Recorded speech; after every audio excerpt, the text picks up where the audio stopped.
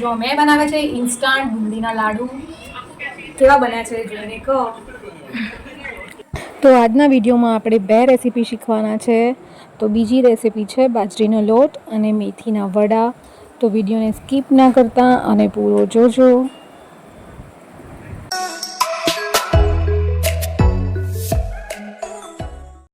Good morning friends, સ્વાગત છે બધાનું નવા વિડીયોમાં. તો ગુડ મોર્નિંગ તો નહીં પણ ગુડ આફ્ટરનૂન, કારણ કે છે 1:45 અને આજે લેટ વ્લોગ ચાલુ કર્યો છે. તો સવારનું રૂટીન કામ બધું પતી ગયું છે અને શિવભાઈ નથી એટલે જુઓ સૌરવ જોશીના વ્લોગ નથી ચાલતા. વેદાંશી બેનના ફેવરેટ ચાલે છે તારક મહેતા. હાય વેદાંશી. વેદાંશી નાની હતી આખો દિવસ તારક મહેતા જોતી હતી. તો સવારનું બધું રૂટીન કામ પતી ગયું છે, જમવાનું પણ બની દીધું છે અને આજે રસોઈમાં બનાવ્યું છે પરવર બટેકાનું શાક.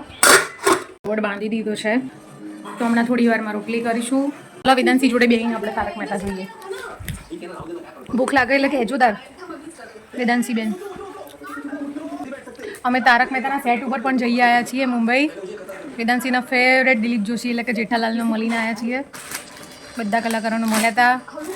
બધા જ એકદમ મસ્ત નેચર છે બધાનું. બધાએ આમ વોર્મફુલી વેલકમ કર્યું હતું. નહીં રિંકુ, સાચી વાત ને? અચ્છા, ઠીક હે. બની શકે તો આપણે એના મૂકીશું કે તમે બધા પણ જોઈ શકો તારક મહેતાના અંદરનો સેટ.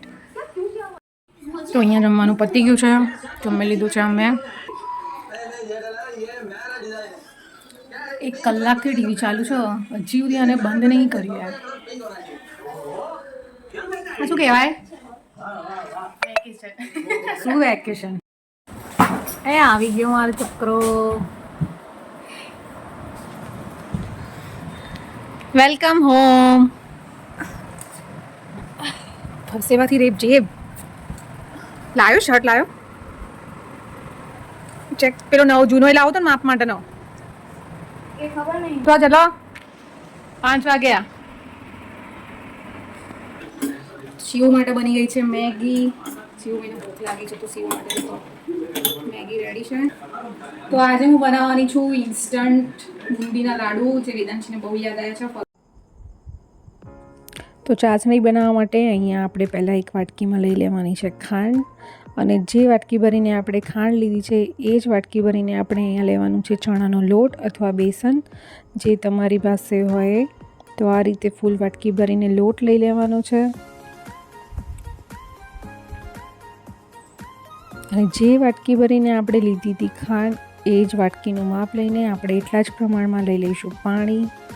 અને બીજી બાજુ આ રીતે આપણે ચણા લોટમાં નાખી દેવાનો છે ખાવાનો ફૂડ કલર આવે એ, અને ચપટી મીઠું. હવે પાણી નાખી અને એનું બેટર બનાવીશું. એને સરખી રીતે હલાવી દેવાનું કે જેમાં લમ્સ ના પડે. તો હવે આ બેટર સેટ થઈ ગયું છે. હવે આપણે એને કાણાવાળા જાળાથી બુંદી બનાવી દઈશું.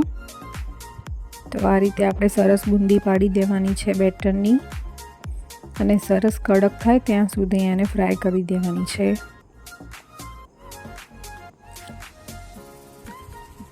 પછી જારાથી એને કાઢી લઈશું એક પેનમાં.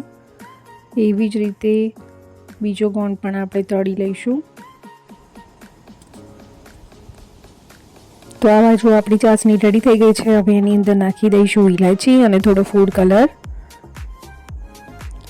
હવે આપણી બુંદી ઠંડી થઈ ગઈ છે. એને લઈ લેવાની છે એક મિક્સર જારમાં અને એને પોલ્સ મોડ ઉપર થોડું ગ્રાઇન્ડ કરી દઈશું. એટલે આ રીતનું આપણને કન્સિસ્ટન્સી મળી જશે. બહુ ગ્રાઇન્ડ નથી કરવાનું. અને આ મિશ્રણને નાખી દઈશું હવે આપણે ચાસણીમાં. સતત 2-3 મિનિટ હલાવ્યા પછી આ રીતે બેટર થોડું થીક થવા લાગશે અને કરી દેવાની છે ગેસની ફ્લેમ ઓફ. હવે ઠંડુ થઈ જાય પછી એમાં નાખી દઈશું 1 ચમચી દેશી ઘી. અમે આને સેટ થવા માટે મૂકી દઈશું. મારી બુંદીના લાડવાની તૈયારી પતી ગઈ છે. હવે મિશ્રણ ઠંડુ થાય ત્યાં સુધી મારે બનાવવાના છે આજે વડા, કારણ કે મને વડા ખાવાનું બહુ મન થયું છે. તો ફોલી દઈએ લસણ. ચાલો. તો આ બાજુ મારું બેટર સેટ થઈ ગયું છે. હવે એને હથેળી ઉપર ઘી લગાવીને આ રીતે લાડુનું શેપ આપી દઈએ. તો જુઓ સરસ બનીને તૈયાર થઈ ગયા છે મારા બુંદીના લાડુ. તો આ રીતે બધા લાડુ આપણે બનાવી લઈશું.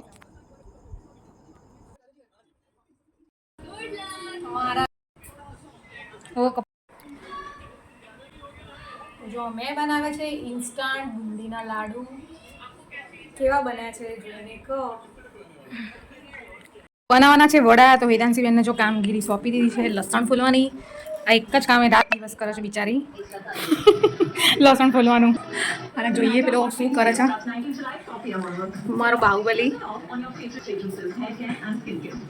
આ દિવસ કઈ બાજુ ઉગ્યો છે આજે તો. હું વળી તાની વિચારું છું કે સીવડો ક્યાં ગયો. શું વાંચો છો? કેમ આજે કઈ બાજુ દિવસ ઉગ્યો વાંચવા બે કીધા વગર? હે આમ જોજો ને અમે એટલે પૂરા માર્ક્સ આવવા જોઈએ. ગઈ વખત પૂરા આવ્યા હતા તો. વાંચો બેટા વાંચો. ચોખ્ખો આમ તો જો મારી દીકરી ડિસ્ટર્બ વાળી ના જોઈ હોય તો ડિસ્ટર્બ વાળી ના જોઈ હોય તો ડિસ્ટર્બ વાળી સારું વાંચવાડો. તો હું બનાવું છું અત્યારે બાજરીના લોટના વડા અંદર મેથી નાખીને. તો જો ખબર નહીં બહુ યાદ આવ્યા છે 2-3 દિવસથી અને અમે વરસાદ જેવું વાતાવરણ છે. તો બાજરીના લોટના વડા ખાવાની બહુ જ મજા આવે. તો એના માટે મેં બધી સામગ્રી રેડી કરીને રાખી છે. આંદ નાખવાની છે મેથી અને જો આ બાજરીના લોટનો સ્ટોક કરી દીધો છે. હવે રોટલા બનાવવાના વરસાદમાં. ચાલો બનાવવાનું સ્ટાર્ટ કરીએ. તો આ બાજુ બાજરીના લોટમાં હું નાખીશ 2 ચમચી જેટલું મરચું. અહીંયા મેં થોડો કકરો બાજરીનો લોટ લીધો છે કારણ કે મને સોફ્ટ વડા નથી ભાવતા. તો થોડા કકરા લોટના લીધે વડા થોડા કડક બનશે અને ક્રિસ્પી પણ. તો નાખી દઈએ લસણ અને મરચાંની પેસ્ટ અને થોડું મીઠું. 2 ચમચી જેટલા તલ નાખી દઈશું. નાખી દઈશું 1 કે 1.5 ચમચી જેટલું દહીં. દહીંથી સરસ સ્વાદ આવે છે. અને 1 ચમચી જેટલો અજમો હાથેથી ક્રશ કરીને જ લઈશું. મારી પાસે ફ્રેશ મેથી નહોતી એટલે મેં કસૂરી મેથીનો યુઝ કર્યો છે. તમે ફ્રેશ મેથી પણ યુઝ કરી શકો છો. અને હવે 3-4 ચમચા તેલ નાખી હવે એનો સરસ મીડિયમ લોટ બાંધી દઈશું. આ બાજુ મેં વડાનો શેપ આપી દીધો છે અને હવે એને કરી દઈશું ફ્રાય. તો ગોલ્ડન થાય ત્યાં સુધી આ રીતનો કલર આવે ત્યાં સુધી એને ફ્રાય કરવાના છે. તો તૈયાર થઈ ગયા છે મારા મસ્ત મજાના બાજરીના વડા. જોઈને કહો કેવા બન્યા છે.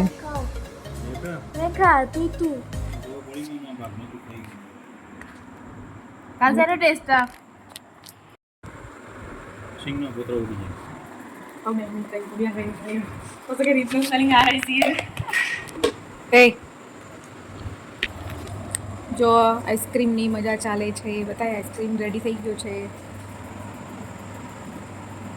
તો આ સાથે કરીએ છીએ આજના વ્લોગનો અંત. અને જો તમને વિડીયો ગમે તો કરી દેજો પ્લીઝ મારી ચેનલને સબસ્ક્રાઈબ.